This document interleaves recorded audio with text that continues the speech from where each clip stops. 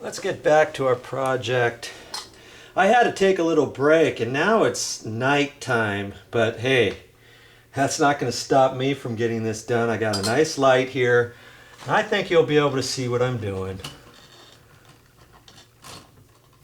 Okay, so what I've got to do is strip this wire now. I'm just going to reach up in there, just like I did before. You know, hold it there above. You don't want to cut yourself as you're doing this.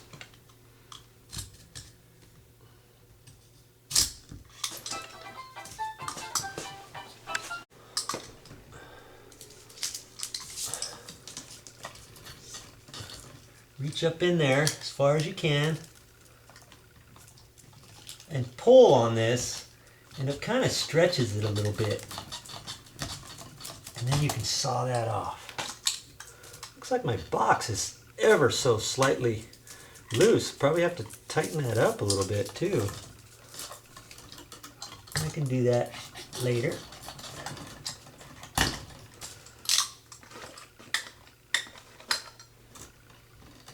Okay, and I can cut these probably the same length as the other ones for right now. I'll end up doing something different in a minute. This will just get some of the excess out of here. Easier to cut one piece at a time, but you could cut all three if you want. Okay, now we don't have to really take stock of our wires and figure out which one went where, this, that, and the other thing. Okay, we're just hooking up a standard